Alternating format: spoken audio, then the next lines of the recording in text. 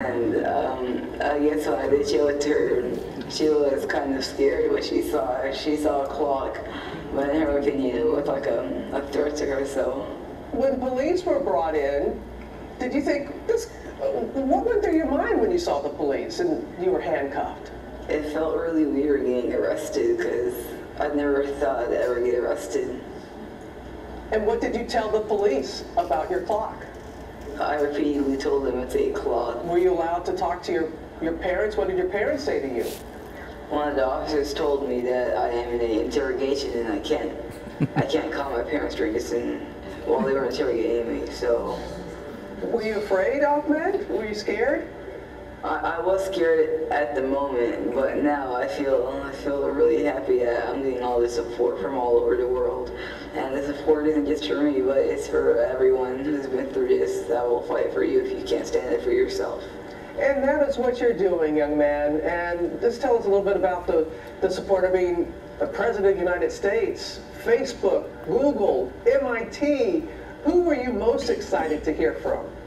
MIT. Is that a dream of yours? Yeah, I dream of going there. But the White House, that's not too bad. I mean, a personal invitation from the President of the United States, and I heard that you said you're going to take him up on the offer and go to the White House? Yes, I will accept his offer, and I will hope to see him soon. And will you bring the clock with you? The clock is still in custody with the police. I want it back with my humility. Because you have been suspended from the school. What are your future plans, Ahmed? That clock was part of my future plan. Your future plans, do they also include being on a little show called Shark Tank? You said you've been watching it since you were a child, as you put it. I wanted to be here at the age of 14, and I guess now I have a chance to be on there. Do you have something with you? Can we see it? It's the motherboard of the entire media player. Have you always been fascinated with things like that and doing things like that, Ahmed? This isn't my first invention, and it won't be my last invention.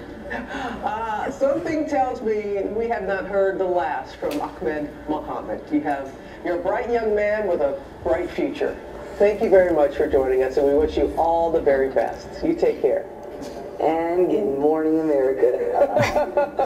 He did that all on his own.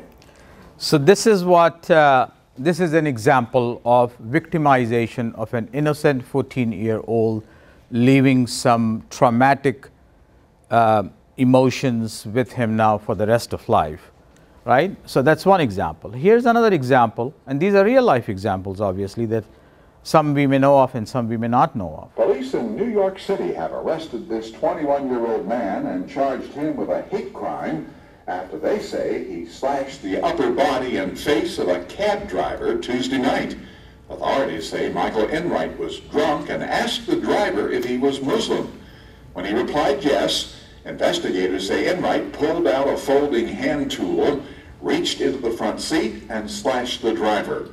This is a photo of the victim in the hospital where he's being treated for cuts to the throat, upper lip, forearm, and thumb. And it's been the fear among other cab drivers. Last night alone, we got so many calls that the cab driver was in a fear. Some people they closed their partitions. Some people just went home and stopped their work. The Taxi Workers Alliance is blaming the attack on growing tension over plans for a new Islamic cultural center near Ground Zero. Issue is big in New York, not only in New York, they brought it all over the United States, and that thing is bringing us hatred against Muslim people. Mayor Mike. So here was another example, and then I'll share the last example with you. In this case, well, let it speak for itself. DemocracyNow.org, The War and Peace Report. I'm Amy Goodman with Nermeen Sheikh. Thousands gathered on the campus of the University of North Carolina, Chapel Hill last night to remember the 3 Muslim students who were shot dead Tuesday by a gunman who posted anti-religious messages on Facebook. The victims were 2 sisters, 19-year-old Razan Muhammad Abu Salah and 21-year-old Yusor, and Yusor's husband, 23-year-old Dia Barakat. Yusor and Dia were married in December. Photos from their wedding day were shared widely on social media yesterday. The suspected gunman, Craig Stephen Hicks, turned himself into the police and has been charged with 3 counts of first-degree murder. Hicks had frequently posted anti-religious comments on his Facebook page and was a supporter of the group Atheists for Equality. On Wednesday, police said the killings resulted from a dispute over parking space.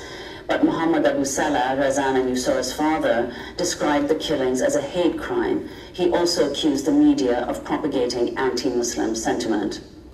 My daughters wear the scarf. There is not a single week that our daughters don't share with us their fear of walking down the street because of what the media is saying about us. Inflammatory media all the time. Inflammatory media all the time.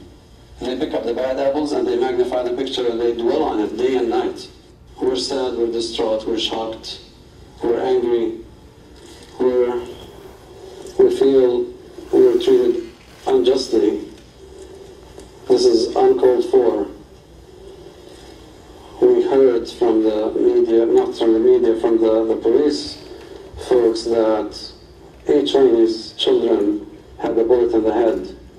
This was an execution style. This was a hate crime from a neighbor our children spoke about. So this was another example. And the last example that I want to share, as I mentioned earlier, hatred, prejudice against Muslims and Islam, and also those who are perceived as Muslims and people of Islamic faith. Now, how many of you know Sikhs? Right? These are not Muslims.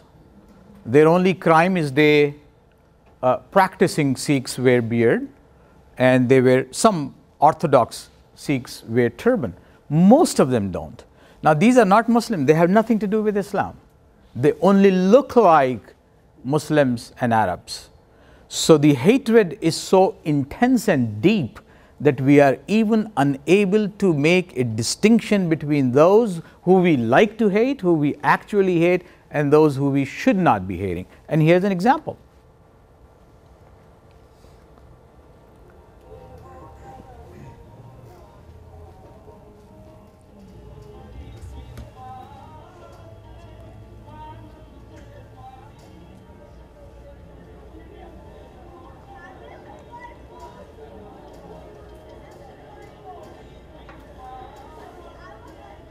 And even in the Sikh tradition, there is a tradition to cover their head. An extraordinary moment. We meet in the aftermath of a terrible tragedy. We are bound together today as human beings.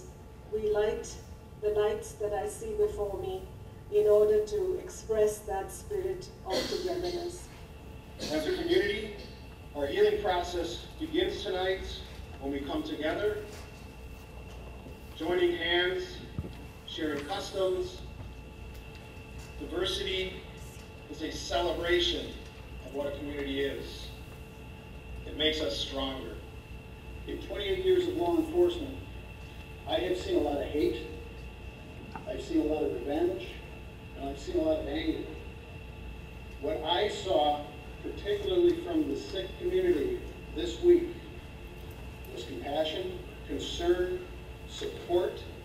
We are going to partner with them and work closely with them to make sure that any fears that they have are alleviated and that they feel safe. It's very sad for our community that something like this would happen in such a peaceful and loving community. We don't want anybody to feel alienated, so I think it's important to have a variety of people come out to show support. You never think that it would happen in your own backyard, but then again, on Sunday, it did occur in our own backyard, and and we go to a point where it calls us to action to want to do something, to change those things. We are part of this community, and we are so much appreciated. This is a lot for us.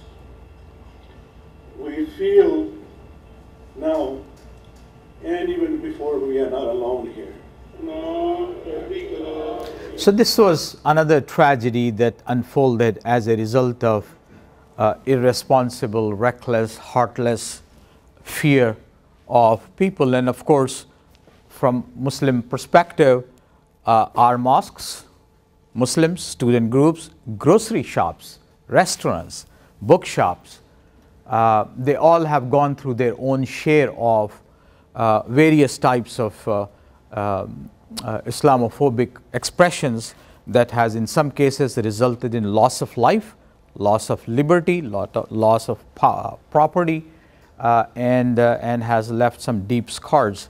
And this continues on. This is not, has not ended.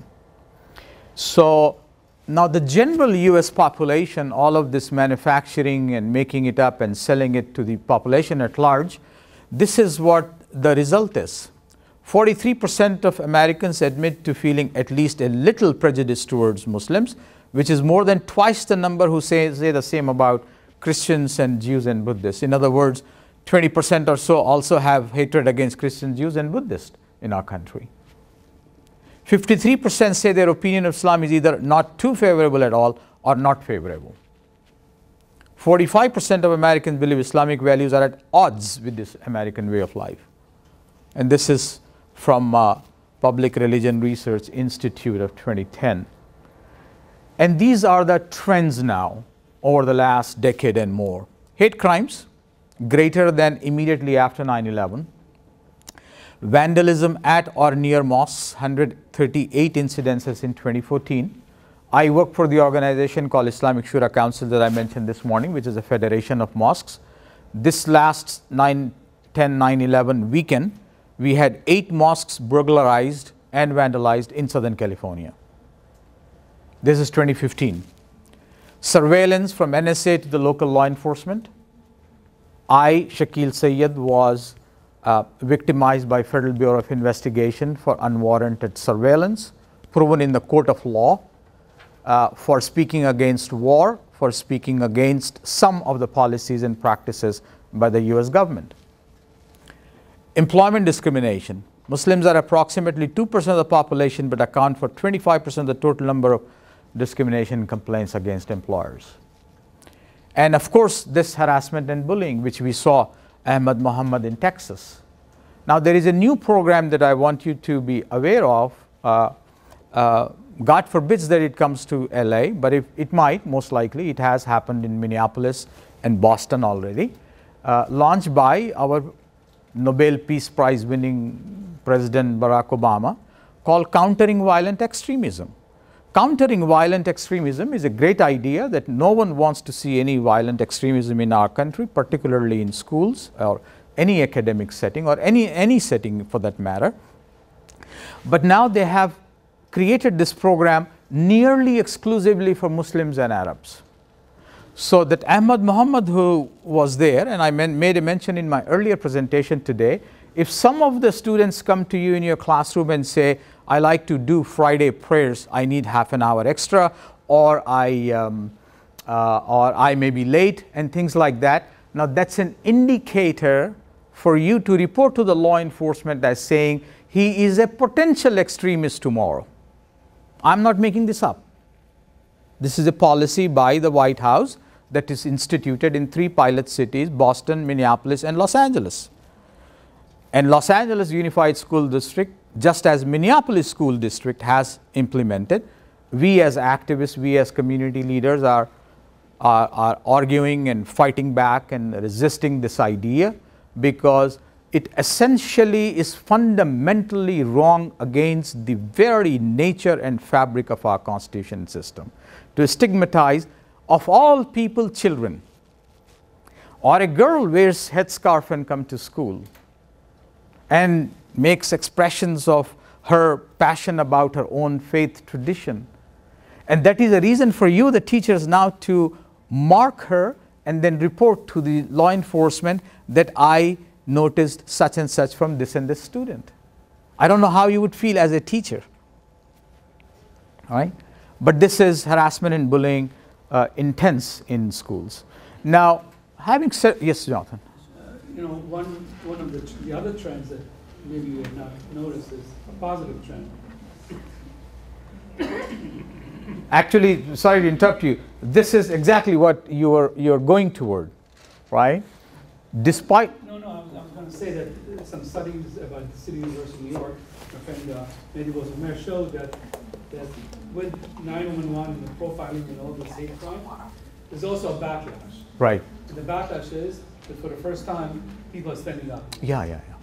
Beforehand, the Japanese, Americans, sure. And other people took it, and now you see it in the streets of, in Missouri or wherever, that people are just fighting back, and that's an outcome, kind of a positive outcome. Right. From all this. I agree. I mean, I have 4 children. They have gone to Culver City School District. 3 of them now have graduated and gone to college.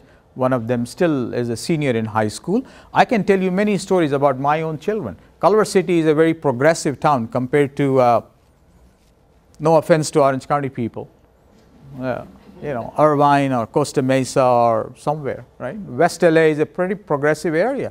I can share my personal experiences. Only one of my 3 daughters wear headscarf, 2 of them don't. My wife wears headscarf. She's a public school teacher in Culver City School District. I can tell you story after story. I'm not going to take that. As a father, as a husband, as a parent, as a responsible tax-paying member of the society, I'm not going to take this lying down. I'll fight back. Yeah, I mean, I think that's the right recourse for us to fight back, to resist this idea that we are going to destroy the very fabric of our society by stigmatizing a group of people, either for their faith or for their ethnicity or for their traditions. Thanks. But having said that though, there is always a small group of people who are hateful, who are bigoted, who do whatever they do, but by and large the people are not like them, and that constitutes of all of us, right? So in all of those instances we may have seen in Wisconsin, people who are not Muslims, black, white, brown, young, old, were standing there and crying for the lives destroyed in a place of worship and a sanctuary. And the same is true when Ahmad Muhammad happened. From all over the world, people who did not know about this kid at all, overwhelming majority of them non-Muslims, stood up for this young 14-year-old kid.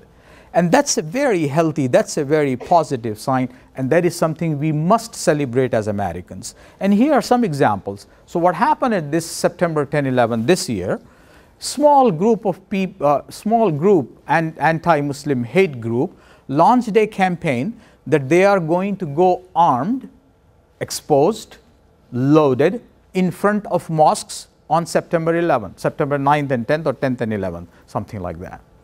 And they made it public very openly. They published their website, they listed the addresses of the mosques, that we will go fully armed to intimidate the people who are coming to the places of worship for their spiritual enrichment. Now imagine for a moment what kind of impression or fear that the peaceful worshippers would be impacted by when they go to the mosque. But they did. I think they selected some 20-odd mosques symbolically. Thanks God that none of these mosques had any major protests. On the contrary, almost all of those mosques had hundreds of people of all faith traditions coming in solidarity and support with Muslims. That's the real America. That's the America that we wish we cherish, right? And here are some of those responses to those